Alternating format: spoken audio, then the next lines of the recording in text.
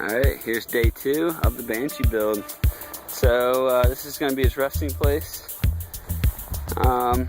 Sorry for the weird splotchy lighting, but hope you can see it well. I'm just going to give you a quick tour of the car. It's missing a windshield. Engine doesn't run right now. The only thing that works in the engine bay is this random thing. We're gonna just sand down the dashboard and paint the dashboard, redo the windows. I think we have the tracks for both. That's the Banshee grill in there that we're lucky enough to have. Right now we're missing this part right here, but hopefully it'll be in one of these boxes. The steering wheel is taken apart, and that's because, as you can see, they were starting to grind away all these pop rivets to separate the body from the frame to do a frame up restoration. Going along with the steering wheel, it was actually recommended to us because of this door jamb being so skinny, having a removable steering wheel, which is a great idea. We might put the exhaust straight out the back. It was like that in the picture, and it's just hung up with some wire, so I'm going to see what we can do with that. You can see the rear differential. This is rear wheel drive, and it's got I think like a 4-leaf leaf spring back there, steel chassis, pretty skinny tires. We are going to put some wheel spacers, kind of pop that back wheel out.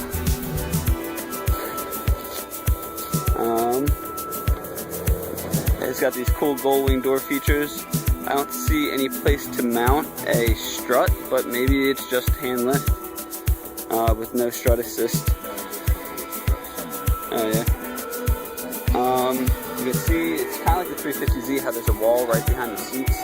So this is as far as the seat goes back. Maybe it'll tilt back a little bit further. But it's got this white and black interior. It looks like we have all the right pieces. And it's white leather, and it doesn't look too dirty, which is nice. As you can see, both window tracks are off, rusty clutch, and 3 boxes of goodies. You can see the key and ignition down there, and a bunch of wiring that's all up in here.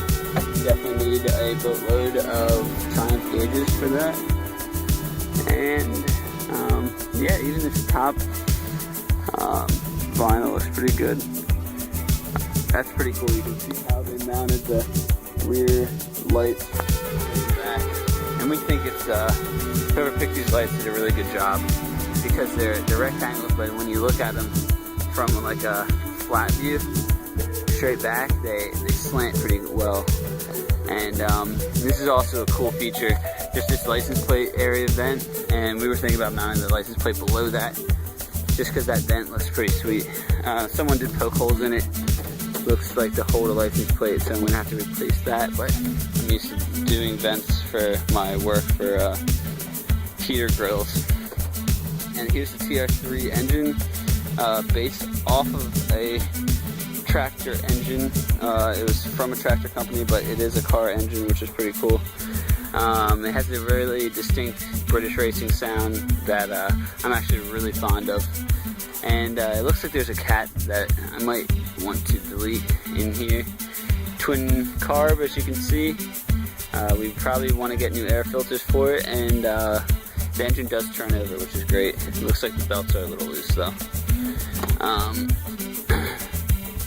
Yeah, I just can't get over how funny this seatbelt thing is.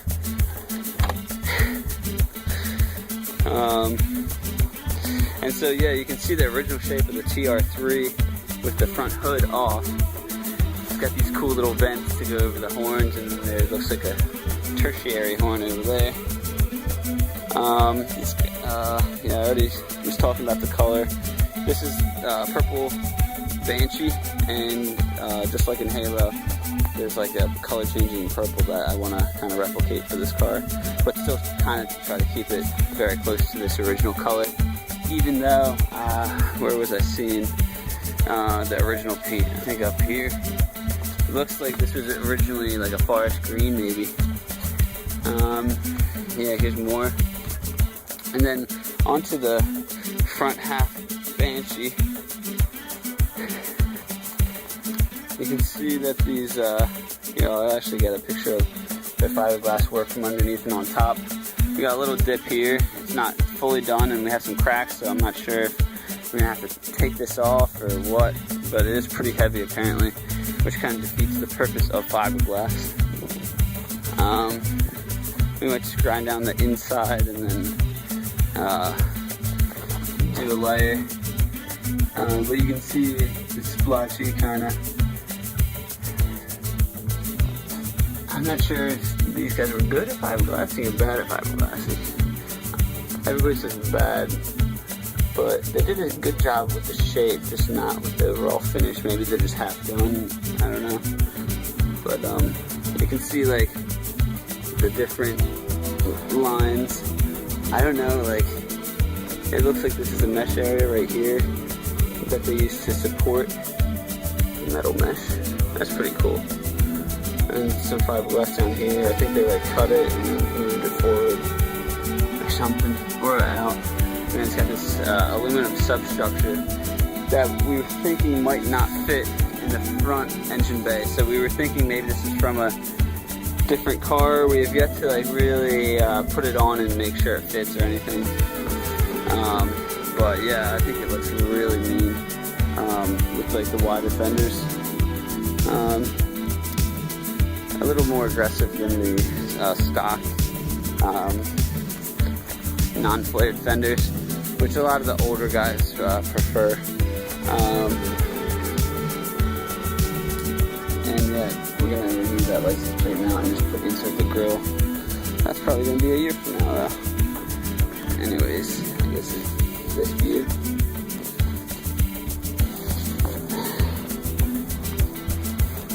I think that this thing on the other side is a little loose. I'm not sure how to get to it. Maybe underneath the dash. High beam lights, windshield washer fluid, and windshield wipers. It's pretty cool. So yeah, after I'm done poking around here a little bit more, I will give you another clip to look at. 3 hunky guys.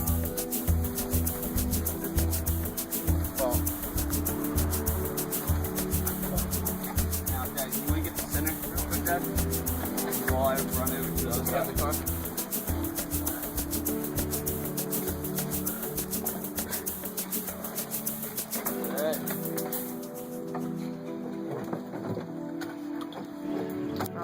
So that's how it looks.